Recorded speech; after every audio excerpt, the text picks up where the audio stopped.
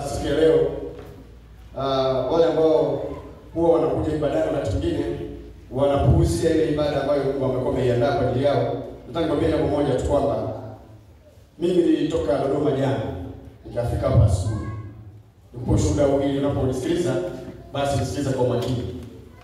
Nilipofika hapa asubuhi alfajiri, nikafika kwangu nikapumzika kidogo.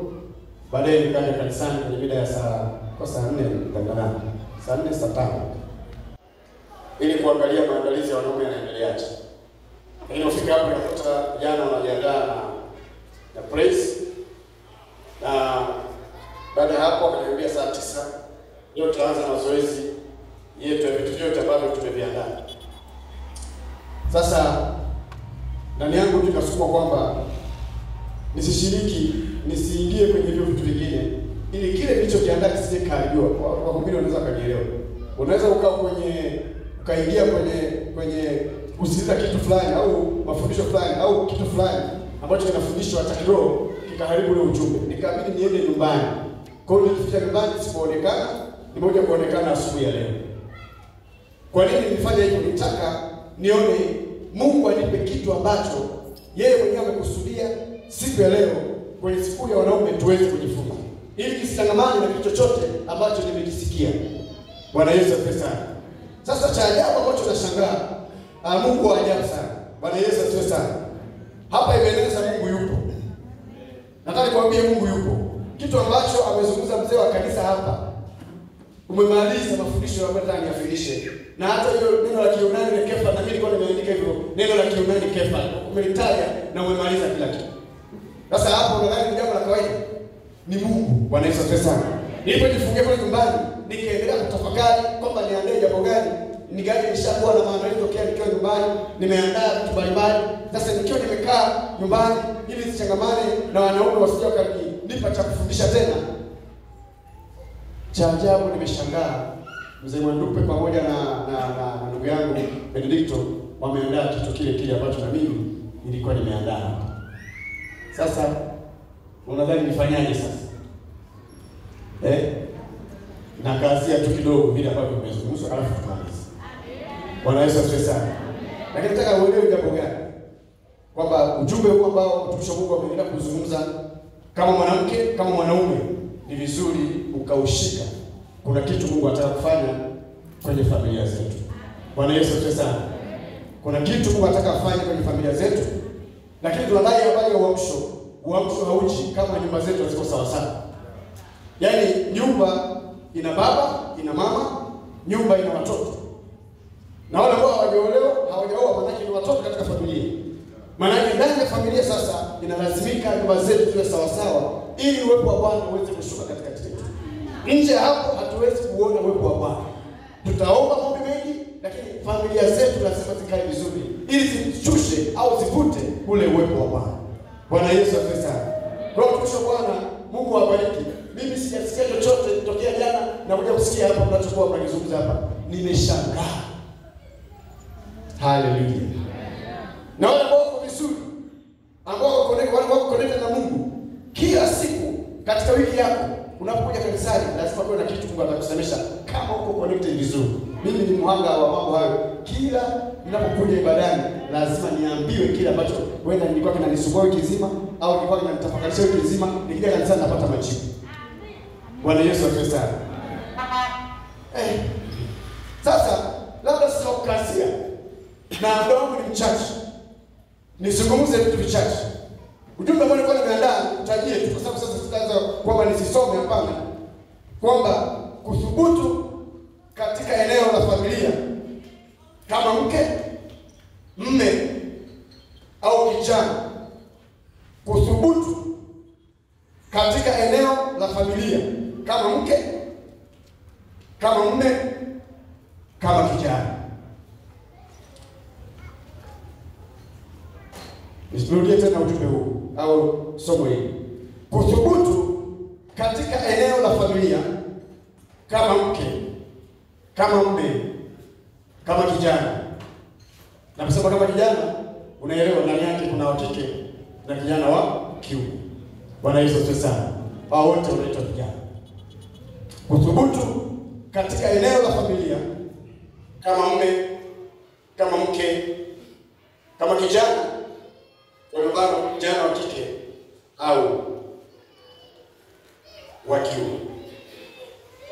Bwana Yesu asifiwe. Nianze kwa mwanaume au mume kama kichwa cha familia.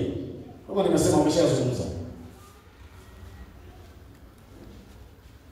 Watu wa Mungu tumekuwa tukijifunza. Mchungaji wetu amekuwa mwaminifu akifundisha kwa miezi kadhaa sasa kwa habari ya kuthubutu. Mwaka wetu ni mwaka wa kuthubutu. Kuthubutu kufanya mambo makubwa pamoja na nani? Na Bwana.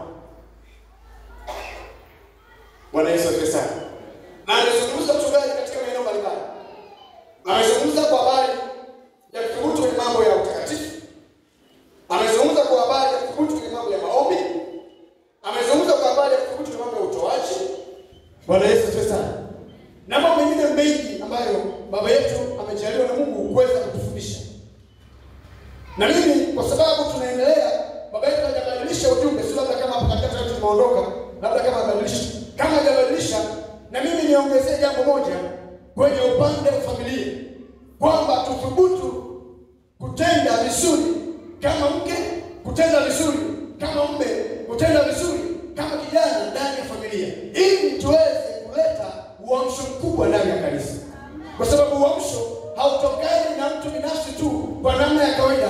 Kuna muunganiko wa kifamilia ambao unajenga ule uamsho mkubwa ambao unatokea ndani ya kanisa. Bila familia kuwa vizuri, hatuwezi kupata uamsho. Haleluya. Bwana Yesu asifiwe sana. Kwa kama mwanaume ndani ya familia, wenzangu wametangulia kusema kwamba mwanaume ni kichwa cha familia au ni kichwa cha mwanamke. Na kichwa maana yake nini? Wameshazungumza. Mimi nipitie juu nikichimba sana, lakini nisichimbe maana mtumishi wa Bwana amezungumza. Kwa tafsiri ya neno kichwa linatokana na neno la Kiyunani kama alivyosema mzee wa kanisa. Kephal. K-E-P-H-A-L.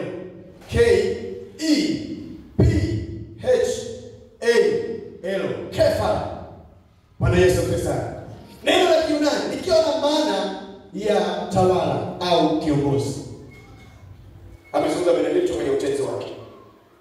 Bwana Yesu asifiwe. Sasa mwanaume kama kichwa, kama kiongozi, kama mtawala, kwa asilimia kubwa mwanaume amepoteza nafasi yake. Kama ambavyo wenzangu wametangulia, mwanaume ameondoka nafasi yake.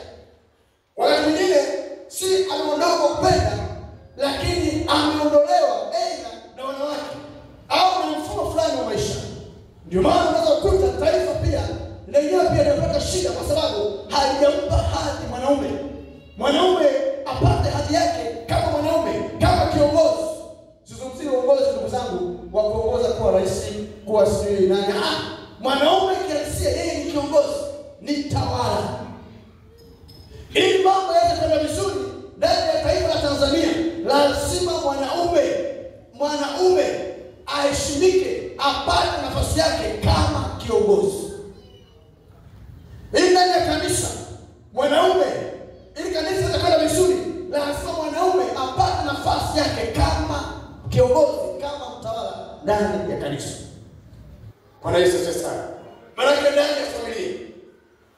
Haleluya. Lakini kwa nini mambo yanaharibika? Ni kwa sababu mwanaume amepoteza nafasi yake kwenye jamii au kwenye taifa. Lakini cha ajabu zaidi na mbaya zaidi, hata kanisani mwanaume amepoteza nafasi yake. Mwanaume hakai kwa nafasi yake. Wengine wanawake wameondoa wanaume kwa nafasi zao, wamechukua nafasi. Ndio maana magomvi na hatari nyingi haziishi ndani ya familia. Kwa nini? Mwanamke amechukua nafasi ya mwanaume na kihalisia, kwa sababu nafasi sio ya kwake. Ndio maana magomvi utaishi kwenye familia au kwenye ndoa za watu. Ndoa nyingi sasa hivi unaweza kuona zina makelele mengi, makelele ya kutosha. Kwa nini? Kwa sababu kuna mtu mmoja wapo hajakaa kwenye nafasi yake, amekaa kwenye nafasi ya mtu mwingine. Kama mke amekaa kwenye nafasi ya mwanaume,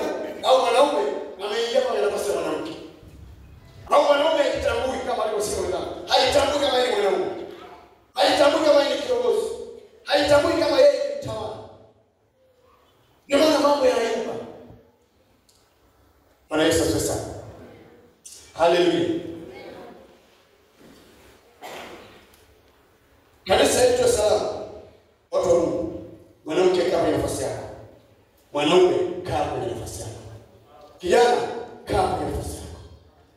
Ili tuweze kupata uamsho mkubwa ndani ya kanisa. Kila mtu akae kwenye nafasi yake. Ndio tunasema ukae kwenye nafasi yako ya utumishi, hana shida, lakini tuanzie kwenye ngazi ya familia. Ili mwanaume atumike vizuri kama mwanaume, lazima akae vizuri kwenye familia yake. Lazima mwanamke akae vizuri kwenye familia yake. Lazima kijana ukae vizuri kwenye ujana wako. Wakati mwingine mambo hayaendi vizuri kwa sababu kijana hajakaa kwenye nafasi yake, mwanaume akae kwenye nafasi yake, mwanamke naye hayuko kwenye nafasi yake. Kwa hiyo mambo yako ovyo ovyo, mambo yako vile ambavyo Mungu anataka yawe. Kwa nini hakuna watu hawakai kwenye nafasi zao? Lakini Mungu alimuumba mwanaume, akamuumba mwanamke, aliweka thamani kubwa sana kwenye viumbe hivi viwili. Kuna watu wengine wanajibadilisha mpaka jinsia. Nilipata alikuwa anadhani kwenye mtandao jana. Nakutana na mwanamume mmoja. Mimi nasema sina ufahamu, hajitambui. Amejibadilisha kuwa mwanamke. Mpaka anafikia hatua anaolewa na mwanaume, anaolewa. Maana kafanywa upasuaji. Viungo vya kike vimeunganishwa kwenye mwili wa mwanaume. Naye amekuwa mwanamke. Ndugu zangu, ni hatari kubwa. Ni hatari kubwa. Mungu akuumba namna hiyo. Bwana Yesu asifiwe sana. Yule mwanaume ametengeneza uso ukimtazama. Yaani mwanamke mzuri. Kwa uso mwanamke mzuri. Ametengeneza, amefanya upasuaji mpaka uso. Ameolewa. Wamefunga na ndoa. Lakini wanapoweka sasa wakaanza kuishi maisha kama mume na mke, ndipo mwanaume anagundua kwamba aliyemwoa huyu mbona sio mbona hana zile sifa za mwanamke. Mbona hana zile sifa za mwanamke? Ndio kuendelea kuchunguza. Unajua sisi hata kuliko hivi, hata uraishi na mwanamke kiko ni kigumu tu. Sisi tumeumbwa tuna misuli. Kwa hiyo badilisha eneo moja, lakini eneo mengine unaweza kubadilisha. Kwa hiyo Bwana Yesu au Mungu ametuumba, tuna misuli, tuna nguvu. Mwanamke ni tofauti na mwanaume alivyoumbwa. Unaomba mwanamke ni chache, hana misuli. Ingawa sasa hivi umejitutumua kama tunafundisha tumshongana na Benedicto kwamba na yeye umekuwa bondia, lakini wewe hauwezi, nguvu zile utakuwa nazo. Mungu amekuumbia nguvu chache. Sisi tumepewa nguvu kubwa, nguvu nyingi. Kwa hiyo mwanaume yule anapoolewa, zile nguvu zinabaki pale pale. Misuli inabaki vile vile. Vidini vinabaki vile vile. Kila kitu kinabaki vile vile. Unamungulika. Kwa hiyo mwanaume yule akagundua yule mwanamke wake alimuoa kwamba sio mwanamke, ni nani? Mwanaume. Baadaye akaona amchinje kabisa. Sasa hayo mengine sasa tuendelee. Lakini nataka kusema nini? Mungu amekupa mwanaume, ameweka thamani kubwa. Mungu amekupa mwanamke, ameweka thamani kubwa. Lakini zile thamani zile zimeharibiwa. Wako wanawake, wana wanaume, lakini wanawadharau sana wanaume wao. Kuna wengine wanatamani wao na mume. Mume ameondoka au mume ametwaliwa. Au kuna namna yote mume hayupo naye. Kila siku analia majonzi kama jamani kama na mimi nilikuwa na mwanaume. Lakini wengine wanaume ndani ya familia lakini wanacheza nao. Unamdharau mume wako. Unaona heshima yake. Uone umuhimu wake. Wanasema hiki kichwa bovu. Kweli. Pamoja na hivyo unapomuona lakini Mungu amempa thamani kubwa mwanaume. Bwana Yesu asifiwe sana. Haleluya. So mwanaume kama kichwa, niendelee kidogo kwa sababu ya muda. Mwanaume kama kichwa. Nisome ya maandiko alafu tuendelee. Hebu soma kwa haraka. Wakorintho wa kwanza 11:3 kama kusema mtumishi wa Bwana na ile Efeso 5:23. Naomba ambaye amefika hapo asome kwa haraka. Wakorintho wa kwanza 11:3. Lakini nataka mjue ya kuwa kichwa cha kila mwanaume ni Kristo, na kichwa cha mwanamke ni mwanamume, na kichwa cha Kristo ni Mungu. Amen. Soma Efeso 5:23. Waefeso sura ya 5 mstari wa 23. Kwa maana mume ni kichwa cha mkewe, kama Kristo naye ni kichwa cha kanisa, naye ni mwokozi wa mwili. Haleluya. Bwana Yesu asifiwe sana. Unaweza kuona mwanaume anatajwa kuwa kichwa cha mkewe au cha mwanamke. Kwa maana nyingine kichwa cha familia. Nani ambaye hafahamu kichwa? Unaweza usijione wewe, ukitazama mtu mwingine ambaye jirani yako utafahamu kichwa ni kitu gani. Hebu kila mmoja mgeukie jirani yake na kumbuke kidogo kichwa ni kitu gani. Hebu muangalie uone kwenye hicho kichwa kuna vitu gani? Kwenye kichwa kuna vitu gani? Nywele, macho, masikio, pua, domo.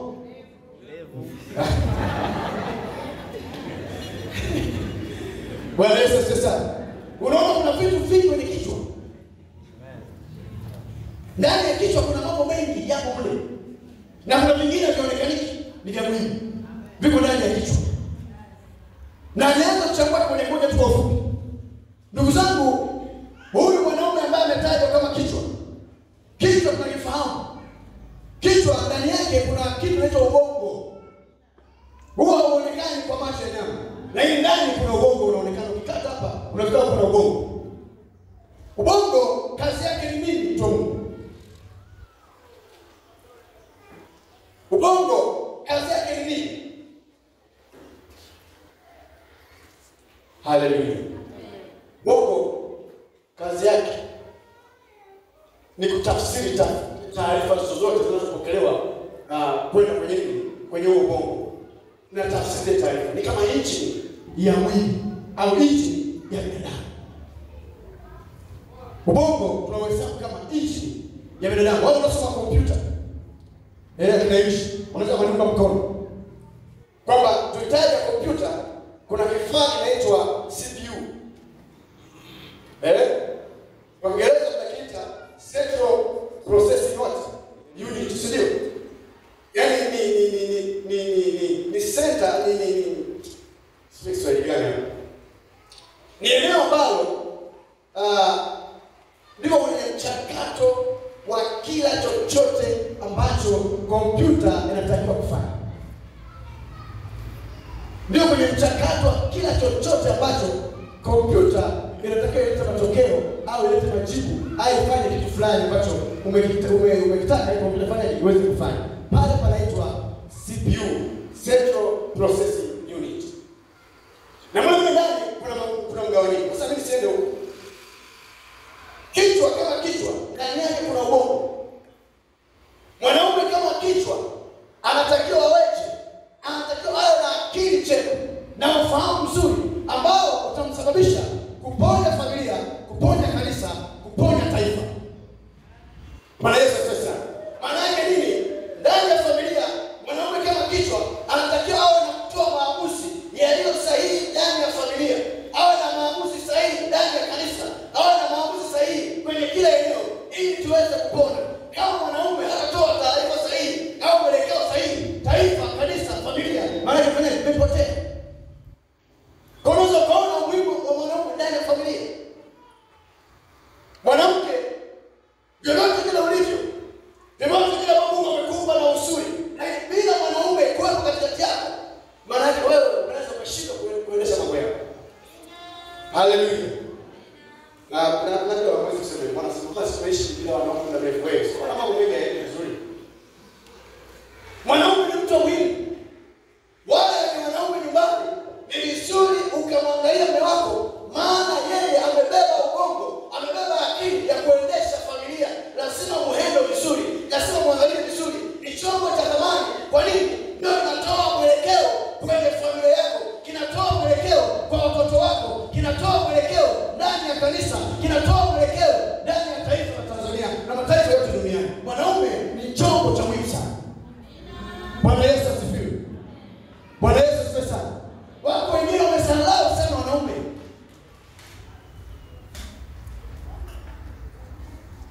Amezungumza mtumishi wa Bwana hapa. Naweza kama mwanamke ana pesa akasahau mwanaume. Umepewa huduma nzuri ukasahau mwanaume. Vile vile mwanaume alivyo.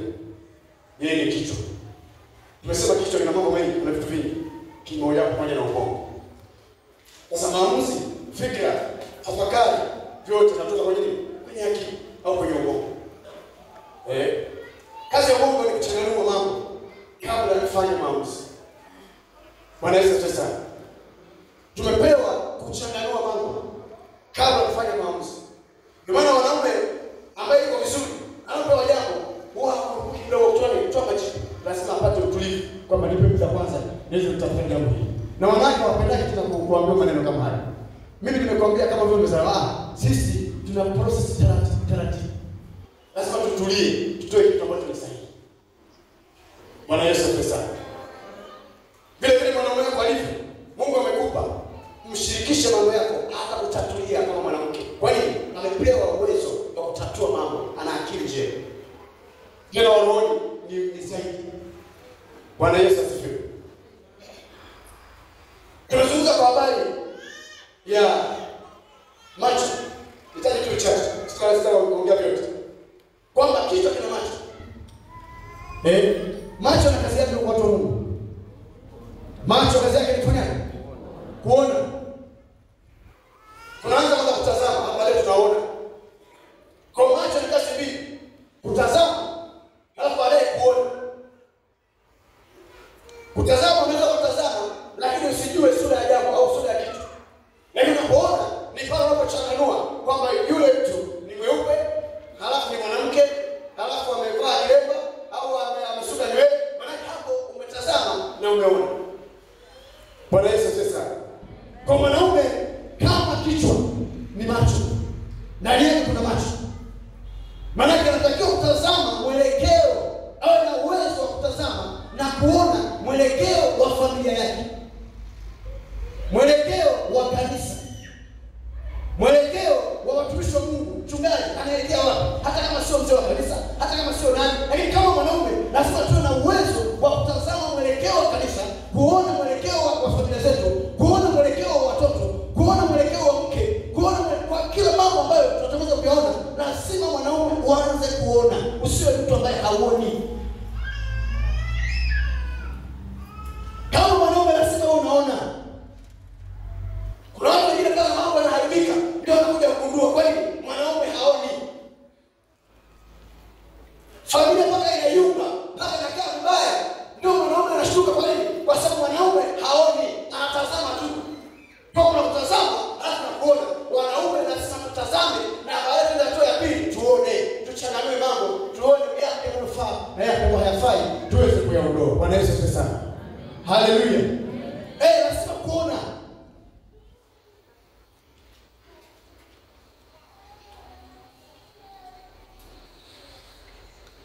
Mimi binafsi nikiwa nyumbani, nimeenda likizo. Wiki ya pili nilikuwa nyumbani. Nikifika pale nyumbani, cha kwanza kabisa natulia kweli kweli, natazama na naangalia familia.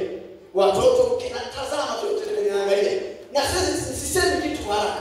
Natulia na najifunza kwanza. Kuna vitu gani ambavyo vinaendelea? Kwa naona kama sipo kwenye. Hapo kama nimelala, umesijalala. Natazama. Natulia mpaka niondoke pale. Kuna vitu vingi nimesharekebisha. Kwa lazima mwanaume uwe na uwezo wa kuiona familia yako. Kutazama familia na kuona. Kuna wanaume wengine wanatuaibisha, haoni. Kazi yao ni kutazama. Jana mmoja amesema hapa, anatazama. Usitazame, ona kabisa. Amina. Haleluya. Tazama ndio kuchelewesha. Ndio hiyo unachukua huyu unaacha, unachukua huyu unaacha, unachukua huyu unaacha, huyu unaacha, bado unaacha. Unasema wagumu, hamna. Wewe mwenyewe ukitazama, wakikuangalia, wanakuona kwamba wewe huwa uone bila wewe unafanyaje? Unatazama. Sasa usitazame. Wewe fanya nini? Ona. Na wale msimamo huwa anaona mara moja. Haoni mara mbili, mara tatu, mara nne, hamna. Anaona, ameshaona, ameona, amemaliza. Amen. Haleluya. Bwana Yesu asifiwe sana. Kwa tuone, baba ona watoto wako mwelekeo wake ukoje? Baba ona watoto wako hata shuleni wanaendeleaje? Kuna baba haoni hata watoto wa shuleni. Yeye mtoto anarudi hana utaratibu wa kuchunguza hata mtoto anajifunza ni leo. Hawana. Hata mwalimu soma na kuandika wewe daktari, pitia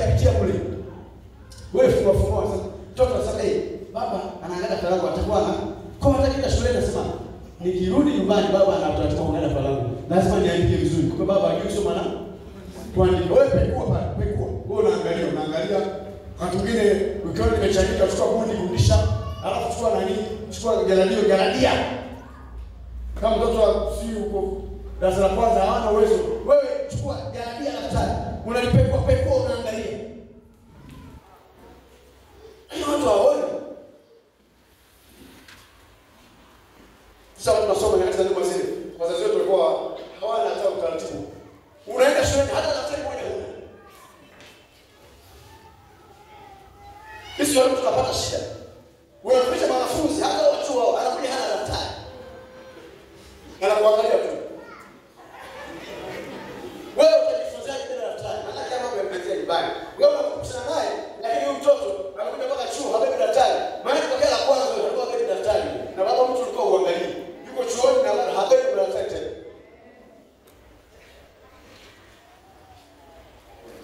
Ndio kazi tunashaka na mama. Wanaume wanasema tufanyaje? Tuone.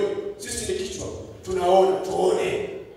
Tuone familia, tuone watoto wanaendeleaje, tuone kanisa.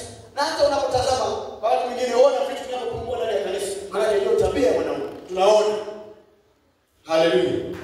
Bwana Yesu asifiwe sana.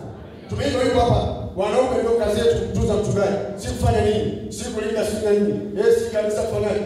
Sasa haya yanafanyika bila kuona. Lazima tuone kwanza. Wanaume tuone. Haleluya. Hapo ni hapo. Jambo la pili. Tumezungumzia habari ya masikio. Kuna masikio. Kichwa hicho tunazungumzia kichwa ndugu zangu. Yaani uone kichwa cha thamani. Wewe unachezea kichwa wewe. Wewe mama unachezea kichwa wewe. Mama unachezea kichwa. Angalia kichwa hicho. Kina ubongo. Kina masikio. Kina macho. Na leo kata kichwa, hebu wakati kichwa hapa mtaelekea wapi? Kama ni kichwa kipondolewa kisio kuna mtamana tembeaje? Haiwezekani, sio? Kwa hiyo mama tuileni. Na sisi kitukata sisi mambo yatayupa mwelekeo utani. Labda hiyo tu kusema Bwana kwamba sasa anaondolewa. Mungu anampa uwezesho na mnafanyaje ya kuendelea. Lakini ni vizuri kama unacho kichwa, kilinde, kitunze, kiheshimu. Kina sala wanaita waume zao Bwana. Sasa sisi tumefikia huko, hatujafika. Kina mama mboga zile pale. Maji na maji. Atakuletea kitu tanawa. Maji ya kuoga. Mbona mama anatoa maji kule bafu? Si wewe ukachoka kule. Jamaa tutunzeni. Vitu hivi vikiharibika vinatoa maamuzi yasiyofaa. Kwa hiyo tunaendelea kumbe kichwa kiharibika siku hii. Tutunze kichwa hiki, kiheshimu, kitunze vizuri. Bwana Yesu asifiwe sana. Ni kwa ajili ya familia yako, kwa ajili ya kanisa, kwa ajili ya taifa. Sasa hivi tunapoanza kuna viongozi wanakuwa rushwa. Kwa nini? Vitu vimeshaharibiwa. Wengine wanakosa kusoma kupenda kwa sababu mwanamke haliziki nyumbani, anataka hela nyingi. Baba bidi ale paka rushwa. Baba bidi atumie mbinu za kila namna, hata zile za hatari, apate hela. Tulizike na kile tunachopata. Ili mwanaume awe na akili njema ya kutafuta kwa haki, asitafute kwa uharibifu. Haleluya. Masikio. Kazi ya sikio ni kufanya ni kusikia. Si ndio? Kazi mbili, kusikia. Na kazi nyingine ni kusikiliza. Kuna tofauti kati ya kusikia na kusikiliza. Mwanaume usisikie tu, sikiliza pia. Haleluya. Kuna wanaume wengine kwenye familia zao sio watu wa kusikiliza. Yaani akikaa na mke wake ni yuko unaweka vijana wanasema shasha. Yaani yuko haraka hataki kusikiliza. Mke wake akamwambia jambo, tulia nikwambie kuna kitu nikuelekeze. Hamna. Wewe una jambo la kueleza wewe. Kwa nini? Kwa sababu mwanaume hajui kwamba yeye ni sikio, anataka kusikiliza pia. Bwana Yesu asifiwe sana. Wanaume tupo. Ni vizuri kusikiza hata mke. Wale wanaotarajia kuingia na wale ambao tumeshaingia, tujifunze kuwasikiliza wanawake. Kaa chini, tulia, akuelekeze jambo. Na akishakuelekeza jambo, lipime kwenye viwango vyako.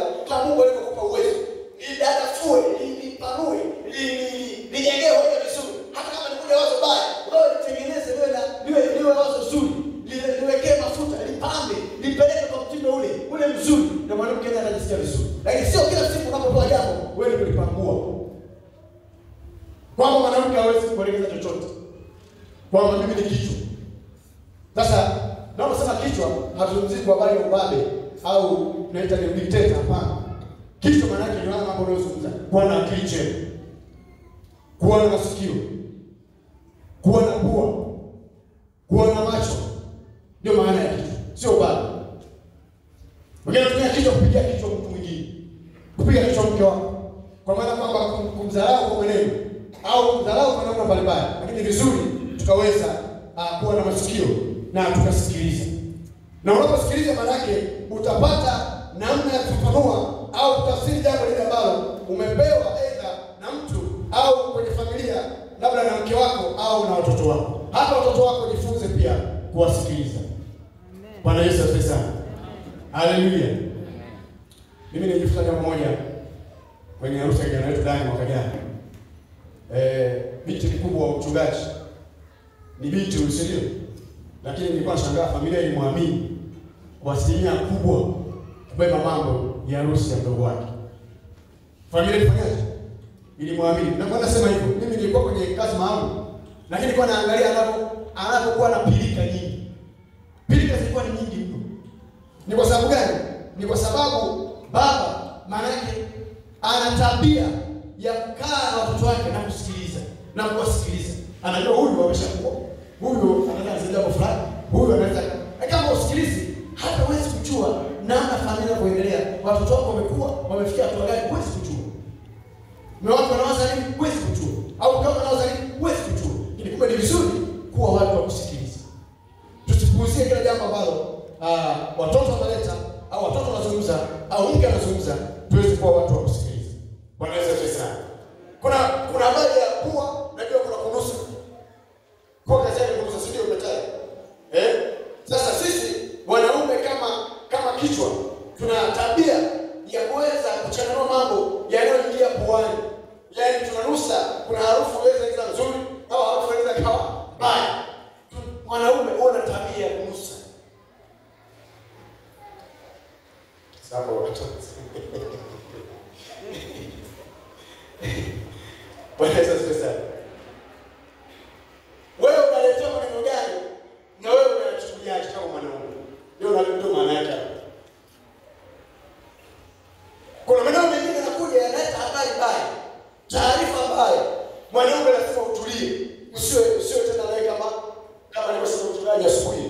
Kuwa na maneno mengi kama mwanamke. Maneno ya 23. Maanake lazima utulie. Unapotoa taarifa yote hata kama ni ngumu, lazima mwanaume upate kutulia, kuichanganua, kutumia akili yako na wale kutoa maamuzi ambayo yako sahihi. Haleluya. Bwana Yesu asifiwe sana. Nimezungumza vitu hivyo vingi na vingine vingi. Kuna mambo ya ulimi, kuna mambo ya meno. Kuna vitu vingine vingi hapa. Nataka nisisome yote kwa sababu ya muda. Lakini nataka nizungumze jambo gani? Kwenye vitu hivi ambavyo vinapatikana ndani ya kichwa, vinaeleza umuhimu wa mwanaume kwenye jamii, umuhimu wa mwanaume kwenye familia, kwamba ana vitu vingi mwanaume ambavyo Mungu amewekeza ndani yake. Kwa hiyo tunapaswa kuheshimu ile thamani ya mwanaume na kuilinda ile thamani ya mwanaume ndani ya familia, ndani ya kanisa, na hata kama mke na mume, na lazima utambue thamani ya mwanaume ulio nayo. Bwana Yesu asifiwe. Ili kuweza kuponya taifa, ili kuweza kuponya kanisa, lazima mwanaume akae kwenye nafasi yake, na kwa kumsaidia kukaa kwenye nafasi yake, mwanamke ni mtu wa kwanza kuweza kusaidia mwanaume uliye naye au wanaume ambao wapo ndani ya kanisa waweze kukaa kwenye nafasi zao. Kwa namna gani? Ni pale mwanaume atapewa heshima yake, atapewa nafasi yake kama ambavyo Mungu alikusudia mwanaume. Haleluya. Bwana Yesu asifiwe. Kama mwanamke upo nyumbani una mume, amezungumza mtumishi wa Bwana, kutii ndio jambo la msingi. Kinachotusumbua sasa hivi, wanawake wengi sio watii. Hawakai kwenye utii. Hawakai kwenye nafasi yao ya kutii. Wanawake wamekuwa ni wakaimu, wameharibu sura ya mwanaume, wameharibu nafasi ya mwanaume.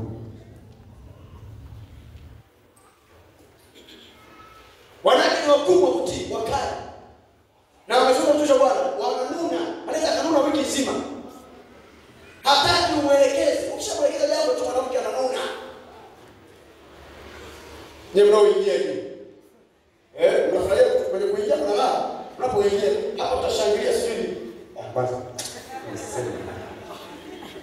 Bwana Yesu asifiwe. Kuna watu wataingia. Lakini wale ambao wako ndani wanaelewa maana yake nini. Kuingia kunafurahisha. Hakuna shida. Hata leo tutafurahi. Hata kesho tutafurahi.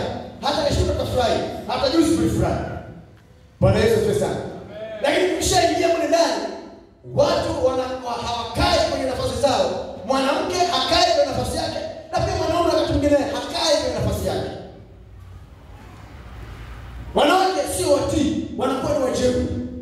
Anahamisha nafasi ya mwanaume, anabomoa nafasi ya mwanaume. Ndio maana Biblia inasema kwamba mwanamke mpumbavu ni yule ambaye anabomoa nyumba yake kwa mikono yake. Sasa kwa mikono yake maana yake nini? Sio unabomoa unachukua nyumba unaanza kubomoa. Yaani umepewa nini? Umepewa wito gani na Bwana kama mwanamke? Nazungumzia umuhimu wa mwanaume. Kulinda nafasi ya mwanaume. Kama ambavyo umeona ana mambo mengi ya kuweza kufanya. Mwanamke mtii ni wako. Ni unaoingia, kishaingia huko. Mtii ni jambo la kwanza mwanamke. Wewe tii ni wako. Lakini Biblia inasema katika Bwana. Bwana Yesu asifiwe sana. Hapa nilishuhudia mtu mmoja anaokoka na leo yupo. Ni kwa sababu ya namna ambavyo mwanamke yule aliweza kuwa mtii mbele ya mume wake hata akiwa hajaokoka. Na leo unaendelea kwa pale, unaona wamekaa pamoja. Bwana Yesu asifiwe sana. Na Mariamu haya sijayatuma mimi. Alifunza mchungaji hapa na mimi nilisikia kwamba ni kwa sababu ya namna ambavyo mwanamke yule aliweza kukaa na yule mwanaume. Hatimaye hata mwanaume naye akasema huko unapoabudu nami niende, maana naona kuna mambo mazuri. Wanawake mtutii.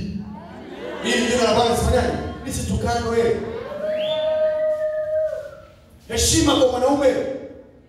Wala kwa wanawake hawaheshimu wanaume. Wewe uheshimu ubongo, hauheshimu akili hii kweli.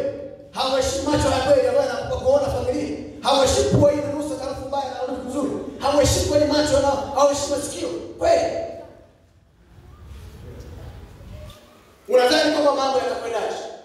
Mafanikio hawezi kutokea kama mwanaume atapoteza nafasi yake kwenye familia.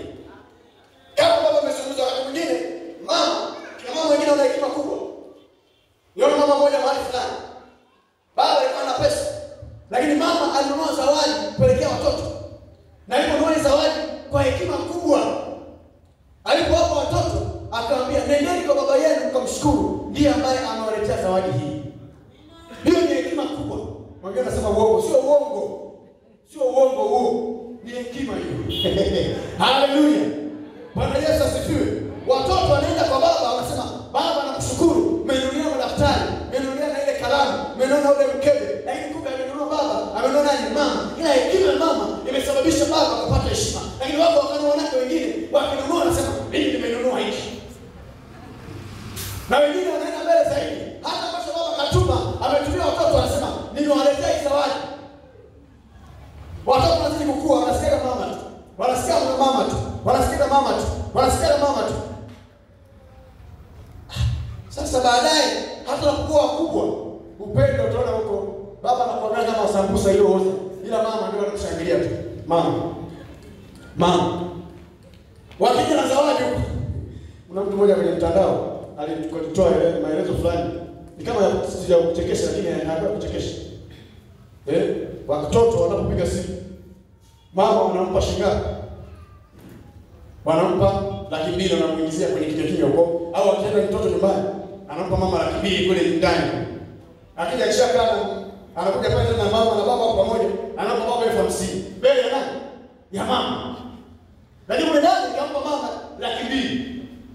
Lakini kwenye 50,000 anatoa mbele ya mama na baba wamekaa. Baba, chukua na hiyo 50,000. Na mama anaiona. Hii na yeye tarajia. Kutoka hapo mama anasema sasa hapa hatuna mboga. Hapo ndani kwa shingapi? Lakini mambo yaanzi hapo, yanapoanzia mbali kina mama. Nyie ndio mmefanya hivyo, umetengeneza watoto wakae katika namna hiyo. Mheshimishe mume wako. Bwana Yesu asifiwe sana. Hata kama umesini uwezo, wewe mpambe yeye. Chukua hela hii baba, pelekee kule. Hata kama mwingine waga style anamwambia, sasa na ngoja hapa. Naongea hivyo. Sasa na hapo toe wewe, hapo toe. Na napima. Baba anampima mke wangu hapa wataanza hii jambo hili. Hapa sina hela. Wewe sio wewe ngocho kwa hiyo. Sasa ndio hii chukua. Nikatoa mimi mbele. Hapo sawa. Haleluya. Wakati napita katoa wewe. Na toi. Hapana katoa wewe. Nenda katoe. Anajua yeye anaweza katoe. Sio yenyewe ina kitu. Bwana katoe baba, wewe sasa sisi wako utaonekana kama baba familia nenda katoe. Anaongea hapo mbele kwa pole mtego. Kwa sababu lazima ajitambue, haya anaoelewa. Bwana Yesu asifiwe sana. Heshima ile.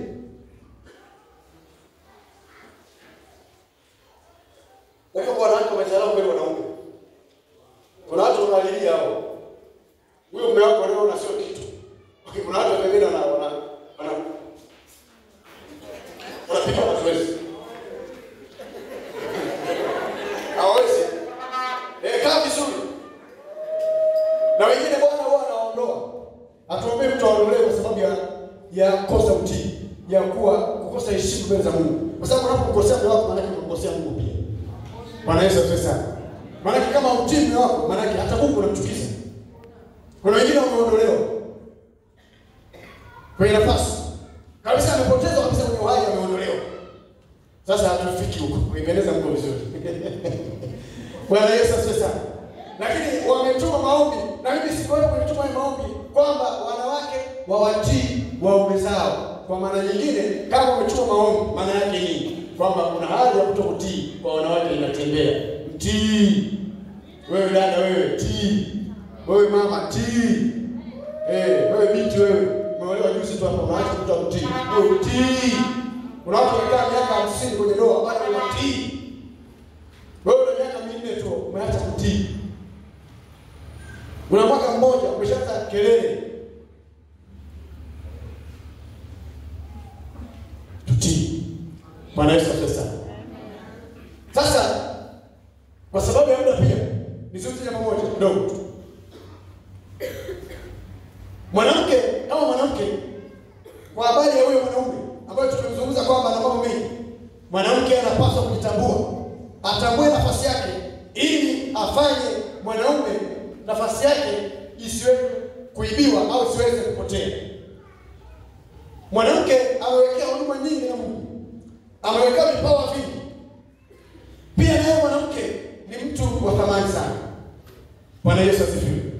Mwanamke pamoja na kwamba maandiko yanamtaja kwamba awe mtii, lakini mwanamke ambaye anamcha Mungu, mwanamke ambaye anashika ile misingi ya Biblia, anamtafuta Mungu kweli kweli, mwanamke huyo Biblia inamthamini kwa viwango vikubwa, au Mungu anamthamini mwanamke huyo kwa viwango vikubwa.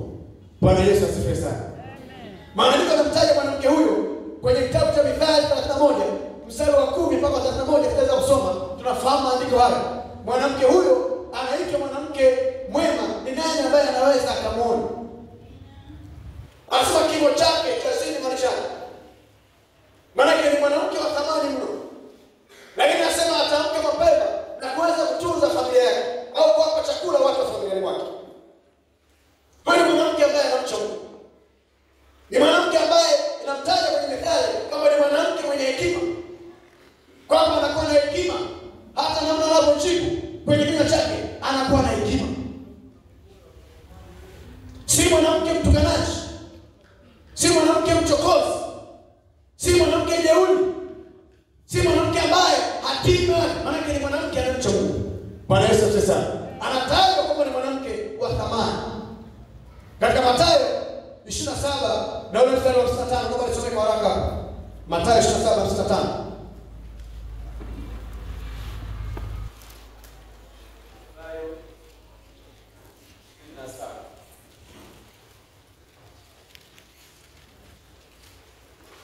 Mstari wa 55. Inasema palikuwa na wanawake wengi wakitazama. Narudia, palikuwa na wanawake wengi pale wakitazama kwa mbali, au ndio waliomfuata Yesu toka Galilaya na kumtumikia. Haleluya. Unaweza kuona Yesu anapokuwa anaenda kutundikwa msalabani, anasema kuna wanawake ambao walisalia wakiendelea kumtazama Yesu. mpaka mwisho wake. Bwana Yesu asifiwe sana. Lakini pia wakati Yesu amefufuka, tunaona wanawake pamoja na wanafunzi wengine wa Yesu walienda kaburini kumtazama Yesu. Lakini wakabaki pale kaburini walipokuta Yesu alipo, ndipo malaika akawaambia, Yesu ameshafufuka kama alivyowaambia, nendeni Galilaya mtafanyaje? Mtamkuta huko. Kwa wanawake wakaambiwa waende wakatangazia habari wanafunzi wa Yesu. Kwa hiyo unaweza kuona namna ambavyo Mungu amemheshimisha mwanamke, kumpa nafasi kubwa ndani ya maisha ya kawaida, ndani ya familia, ndani ya kanisa. Na mwanamke anaitwa jeshi kubwa. Kwa nini? Kwa sababu mwanamke katika ulimwengu wa roho anahesabika ni mwanamke mwenye nguvu. Haleluya. Sio nguvu za mwili, lakini kwenye ulimwengu wa roho wanawake wana vitu vingi. Wanaweza kaona mambo mengi kwenye ulimwengu wa roho. Ni waombaji. Ni wanawake ambao wanaweza kaomba maombi kwa muda mrefu. Ni wanawake ambao wanaweza wakafanya vitu vingi. Lakini ndani kwenye ulimwengu wa roho, si katika nguvu za nyama, si katika misuli. Bwana Yesu asifiwe sana. Sasa mwanamke yule ambaye anamcha Mungu lazima vitu hivi awe navyo kama mwanamke. Ndio mwanamke analala mpaka saa 3. Biblia inasema anaamka mapema. Kama naangalia pale mamangu ni mzee, shafariki. Hivi naangalia ikiwa pale najifunza. Yaani yeye mtalala lakini mama pamoja na uzee wake mapema kisha anafagia uwanja. Sasa na mama ni kweli kwa sababu amezaa watoto wakati mwingine walikuwa wakubwa. Lakini kuna wakati wanaonesha mfano. Kuna siku moja walikuwa wanasema leo mimi ndio kiongozi wa usafi wa nyumba hii. Maana yake mfuta badilisha kila maeneo ni kutembea mwanamke. Sasa wanawake wengine hawafanyi hivyo. Mwanamke ni kulala mpaka saa 3, saa 2. Na wanaume wengine ambao hawajitambui wanasema kila kulala pumzika. Wewe unaharibu. Yetu ndio upendo hamna. Na mwalimu mwanamke huyo. Lakini mwanamke anataja kwamba ni mwenye hekima. Suleiman anaomba hekima. Ile kana kuuliza kama Suleiman anaomba hekima. Hivi wanaume sisi wakati mwenye hekima kama vile nikiwa tunaambiwa kwamba ni watu ambao wanaweza kutafakari tu maamuzi. Lakini Suleiman akaomba hekima. Nikanawaza kwamba sisi naweza kuta hekima tunahitaji zaidi. Lakini mwanamke kwenye Mithali ametajwa kwamba ni mwanamke mwenye hekima. Bwana Yesu asifiwe. Kwa hekima hiyo mnazaliwa nayo na kwa nayo Mungu anaiwekesha. Aidha umeokoka unakuwa na hekima. Lakini ukiokoka zaidi, ongeza hajaokoka anataka na hekima. Lakini ukiokoka ndio unakuwa na hekima zaidi. Lakini kwenye familia tumekosa wanawake wenye hekima. Wanaweza kaongea neno mpaka unasema hivi kamwambia mume wake au kamwambia naye. Mimi siku moja nilikuwa mahali fulani, nikasema mwanamke mmoja anaongea. Sasa sio na mume, anaongea tu na mama yake mzazi. Kwenye simu. Ninakera kwa kweli. Nikamuuliza wewe, ongea na nani? Sema naongea na mama. Mama yako mzazi. Alishangaa. Mama yako mzazi anaongea maneno haya. Nikarudi nyuma, mume wake ni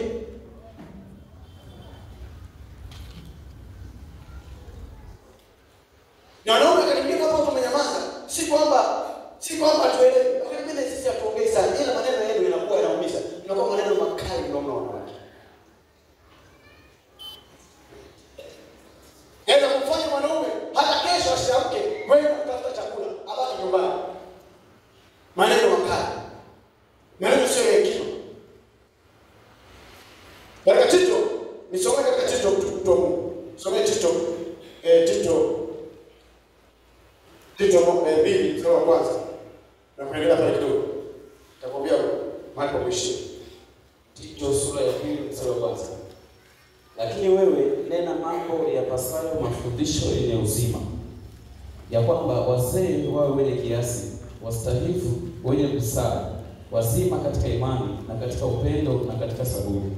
Vivyo hivyo na wazee wa kike wawe na mwenendo wa utakatifu, wasiwe wasikiziaji, wasiwe wenye kutumia mvinyo nyingi, bali wafundishao mema, ili wawatie wanawake vijana akili, wawapende waume zao na kuwapenda watoto wao, na kuwa wenye kiasi, kuwa safi, kufanya kazi nyumbani mwao, kuwa wema, kuwatii waume zao wenyewe, ili neno la Mungu lisitukanwe. Bwana Yesu asifiwe sana. Unaweza kuona wanawake wazee wanasisitizwa kuwafundisha wanawake vijana. Waweze kufanya kazi kwa nyumba zao. Waweze kuwa safi. Waweze kuwapenda watoto wao, waweze kuwatii na kuwapenda waume zao, ili jina la Kristo lisifanyaje? Lisiweze kutukana. Bwana Yesu asifiwe sana. Mwanamke ambaye yuko imara ndani ya familia ni mwanamke ambaye kwanza kabisa anapenda watoto wake, anampenda mume wake, anamtii mume wake pia. Lakini sio tu hivyo, ni mtu ambaye anapenda kufanya kazi za nyumbani mwake na kufanya mazingira ya nyumbani mwake yawe vizuri. Watu wa Mungu, mwanamke ili mwanaume aweze kufanya vizuri na ili tuweze kuhamishwa ndani ya kanisa, lazima kila mmoja wetu akae kwenye nafasi yake. Kama mwanamke, kama ambavyo Mungu ameweka vitu vingi, nimesema vitu vichache tu kwenye hiyo Mathayo, lakini kuna kwenye Zaburi 68:11 pia kuna vitu Mungu amezungumza kwamba mwanamke ametajwa kwa jeshi kubwa, lakini pia Yeremia ile 9:17-20 ametajwa sifa za mwanamke muombolezaji, mwanamke ambaye ni muombaji. Lakini pia Matendo ya Mitume ile sura 17:4 imeendelea kuzungumza habari za mwanamke namna ambavyo Mungu amemheshimisha. Sasa ili kwamba makundi haya mawili, mwanamke pamoja na mwanaume, waweze kuwa vizuri ndani ya kanisa, ni vizuri kila mmoja akae kwenye nafasi yake. Kama mwanamke anapaswa kutii, tunapaswa kukaa kwenye utii. Na sisi kama wanaume tunapaswa kuwapenda wake zetu, tukae kwenye kuwapenda wake zetu. Na si tu kwa sababu ya vile ambavyo tumetajwa kwamba sisi ni vichwa, basi maana yake tuendeshe familia kwa ubabe. Hatuendeshi familia kwa ubabe, tunaendesha kutumia akili, tunaendesha kutumia maombi, tunaendesha kutumia kuona, tunaendesha kutumia kunusa. Tuna vitu vingine mbalimbali ambavyo tumetaja kama mwanaume, ambao umetaja kwamba wewe ni kichwa cha familia au ni kichwa cha mwanamke. Bwana Yesu asifiwe sana. Ndio kila mmoja akae kwenye nafasi yake, ili ndoa iweze kwenda vizuri. Mwanamke, kaa kwenye nafasi yako. Ili ndoa iweze kwenda vizuri, mwanaume, kaa kwenye nafasi yako. Lakini pia vijana, kama ambavyo tunataka ni familia zetu, na sisi tukae kwenye nafasi zetu. Huyu Tito alikuwa ni kijana ambaye anaelekezwa maelekezo na nani? Na Paulo. Kama wewe fundisha, kitu kile mishoni anasema waelekeze vijana waenende na mwenendo, wawe na mwenendo mzuri. Lakini wewe mwenyewe uko kiongozi wa kukaa kama kielelezo cha kuwa na mwenendo mzuri. Watu wa Mungu, ndoa nyingi, familia nyingi zimeharibika kwa sababu wanawake na wanaume na hata vijana wetu hawajakaa kwenye nafasi. Kwa nini hivi sasa kila mmoja akae kwenye nafasi yake? Bwana Yesu asifiwe sana. Mwanamke, kaa kwenye nafasi yako. Mwanaume, kaa kwenye nafasi yako. Kijana, kaa kwenye nafasi kama kijana. Linda ujana wako. Hata unapoendelea na maisha yako, baadaye kujenga familia, maana utakuwa umeanza vizuri na umejenga msingi mzuri kama kijana wa kukaa kwenye nafasi yako, na hatimaye baadaye kuwa na familia iliyo bora na wala sio bora familia. Haleluya. Bwana Yesu asifiwe. Wanawake mpo, tuatii waume zetu. Hata kama hajaokoka, onyesha heshima. Maana nasema kwamba yamkini utamkuta mwanae kwa Kristo. Wanawake wakali, acheni tabia hii ya ukali. Wanawake wakali, acheni tabia hii ya ukaidi. Wanawake wachoyo, acheni tabia hii ya uchoyo. Mke mwingine na mwanamke anapiga hodi, anashika sufuria nyama anaficha kule nyuma ya kitanda. Utakuta nyao umekula. Acha tabia ya uchoyo. Bwana Yesu asifiwe sana. Na sisi wanaume tujifunze kuwapenda hao wanawake. Haleluya. Tuwatengeneze, tuwaweke vizuri. Bwana Yesu asifiwe sana. Na wanawake wana muda walivyo, wakati mwingine ni vitu vyao vidogo vidogo. Mimi leo napokuja hapa, mke wangu ni siku yake ya kuzaliwa leo. Nimemtumia ujumbe fulani. Amecheka kwa gana, amechanganyika katika ujumbe. Ndipo walivyo wanawake. Tunatumia akili. Haleluya. Kimzungusha kidogo, tumzungusha hivi. Maneno yale yalikuwa yakizungusha kwa yote, ukapeleka yana jambo jipya. Sasa Bwana anamtakia maneno mengi sana ya kuzaliwa kwake. Leo tunaandika vitu machache. Na amekuwa ni mambo ya kwake. Amechanganyikiwa, amecheka kweli kweli, amefurahi. Haleluya. Na ningekuwepo leo ningepikiwa supu. Sasa kwa sababu siku. Kwa wanaume tu na tumia akili kama Mungu alivyosema kwamba tuishi na wanawake kwa nini? Kwa akili. Wanawake kutumia ule ubongo ambao kama kichwa kina ubongo, tumia ubongo kuishi na mwanamke. Haleluya. Shirikishane, tuweke vizuri kwa kila jambo. Kila mmoja amheshimu mwenzake. Leta heshima. Mheshimu mwanamke. Tunapomshika jambo, mshike kwa heshima. Naenda nisikia vizuri. Kuna wanaume washashi wake zao mambo wanafanya kwa baada kama ile kitu. Tunajenga nyumba hapa. Sasa mwanamke kwa sababu anajua kwamba sasa wewe hapo mbona bondeni hapa kile kiwanja kizuri tujenge kule. Tunajenga hapa. Mimi nimeshasema. Hii hela tutafanya hivi tukae pamoja na wanawake tuweze kuweka mambo vizuri na kila mmoja ampe mwenzake na mambo yote yatakaa vizuri. Haleluya. Bwana Yesu asifiwe sana. Kwa maana nikasema kwamba watu wa Mungu wameshafundisha na mimi nimetaja kwa uchache tu hayo machache na mengine nimeacha. Watu wengine Bwana akitupa neema tutajifunza, lakini naona nizungumza hayo machache kwamba ili uamsho uweze kutokana na kanisa lazima familia zetu zikae vizuri, kila mmoja akae kwenye nafasi yake. Kama mwanaume kaa kwenye nafasi yako, mwanamke kaa kwenye nafasi yako, kijana pia kaa kwenye nafasi yako. Haleluya. Bwana Yesu asifiwe sana. Hebu tupigie makofi sasa.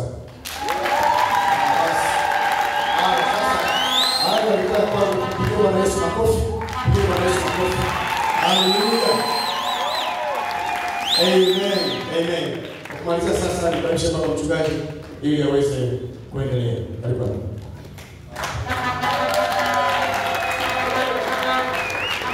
Makofi yanatosha kwa Yesu. Makofi yanatosha kwa Yesu. Haleluya. Ongeza maiki naanza upya kuhubiri. Haleluya. Kuna mtu aliyesikia kule nyuma. Haleluya. Wanandoa. Haleluya.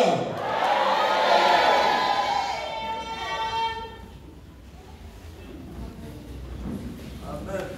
Yaani leo ni harusi. Wenye waume zao na wake zao nyosha mikono juu.